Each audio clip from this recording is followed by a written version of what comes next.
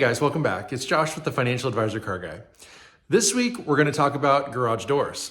Now, while that may seem like a fairly boring topic, it's an important one when you're talking about working in the garage and when you're talking to somebody about how to store vehicles and things like that securely and safely. A garage door is a very important piece of that overall puzzle.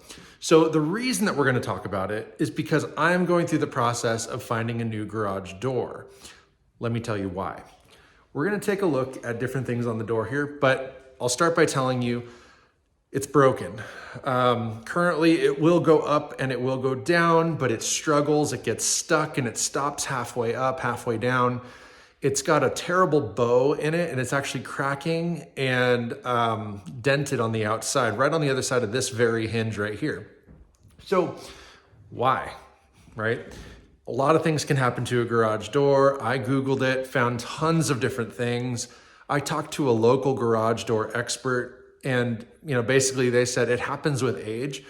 If the temperature on the outside of the door and the inside of the door are extreme differences, metal expands and contracts. So on the outside, it could try to contract, while on the inside, it could try to expand, and vice versa. In the summertime when it's hot outside, there could be 100-degree weather on the other side of that door. And if I keep my garage at a nice cool 70, that's enough of a variance to disrupt that expanding and contracting.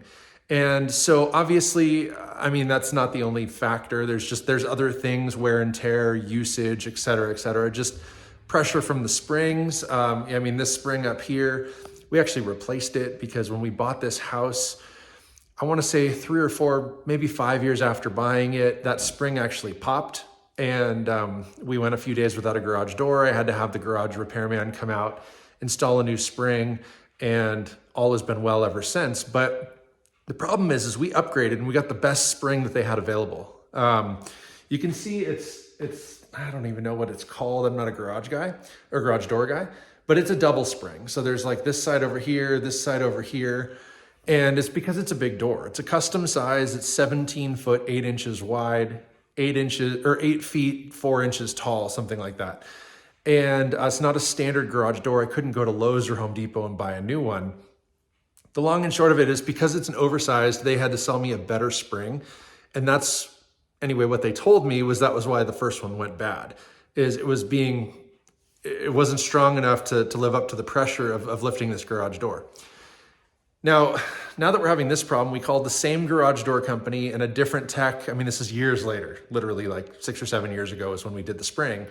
A different tech came out, he looked at the door, and he said, basically, this is the cheapest kind of door you can buy. It's a very flimsy aluminum door, non-insulated.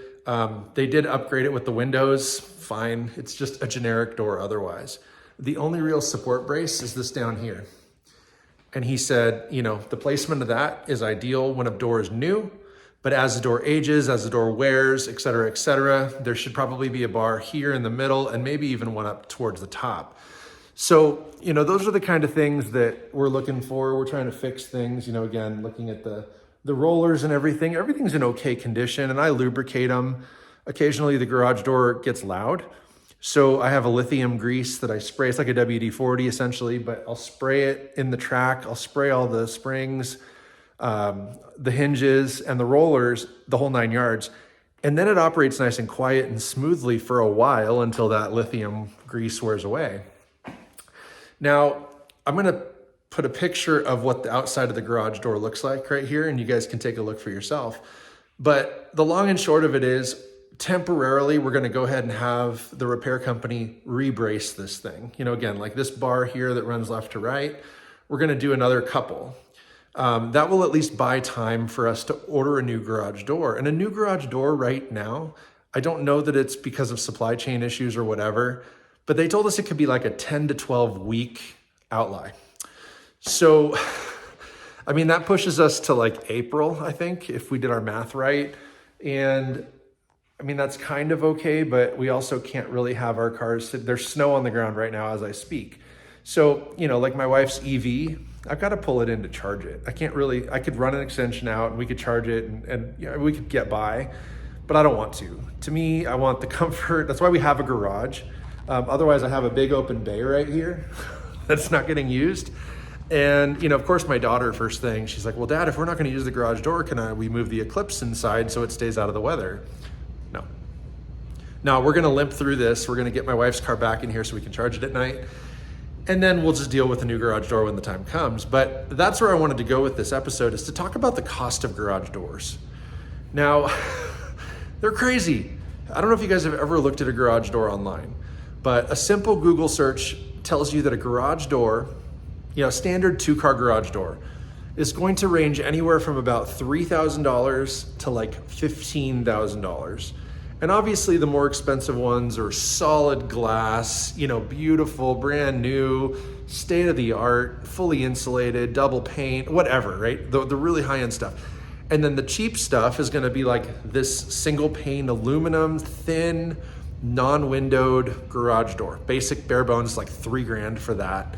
Step it all the way up. So essentially, again, with the custom size that this door is, with one row of windows, we're looking at somewhere like $4,000 to replace this door. And that's fine. But really we've been talking about insulating this door for a long time.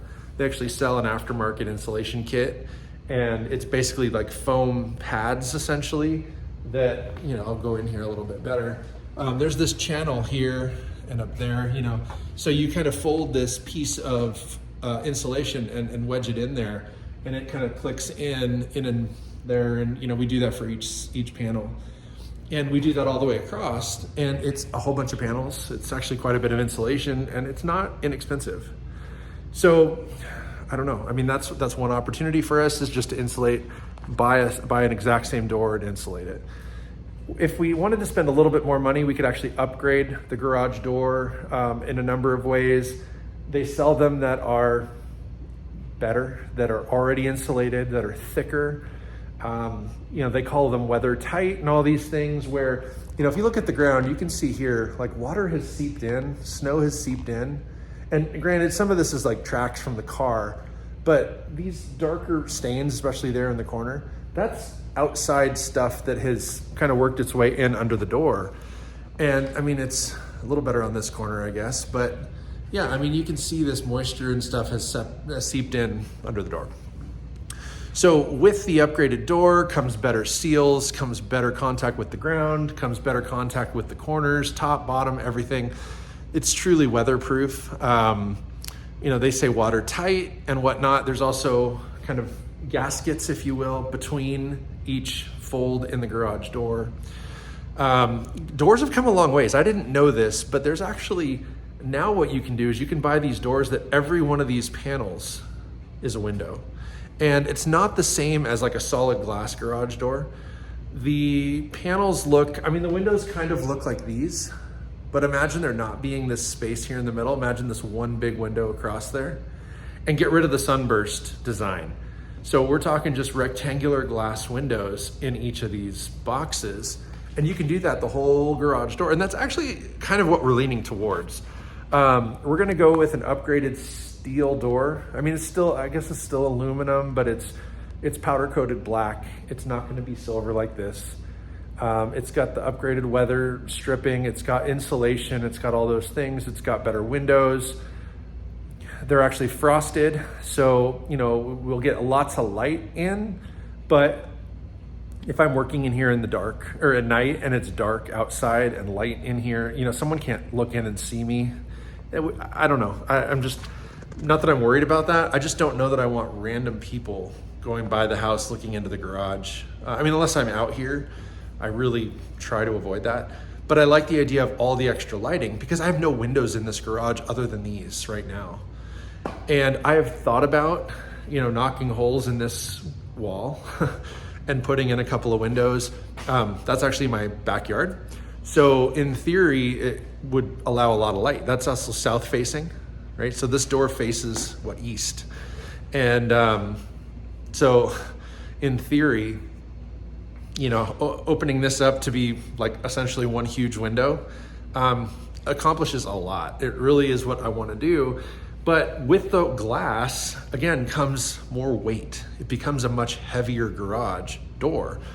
So what they also recommend is, of course, upgrading the motor, which I I don't really want to do. This motor is perfectly fine. It has got, I don't know, it's a 1/2 horsepower, so it's not the top of the line heavy duty or anything like that, but it does the trick, again, for this simple garage door.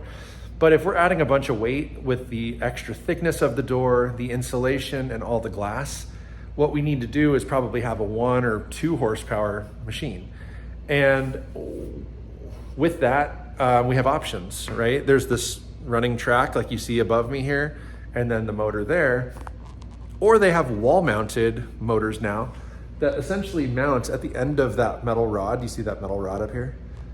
And it acts like a motor transmission type of deal where it's kind of, I don't know what the easiest way, it's still chain driven, I believe, but it's a shorter deal. I don't know how it works. I'm not even gonna pretend like I know how it works, but it's wall mounted and it's horizontally connected to that bar, as opposed to this chain driven apparatus up above, which is operated by the motor. So it's a little bit different deal, but they make them that are flush to the wall, which honestly I like better because I want to do some grid, like hexagonal grid lighting in here.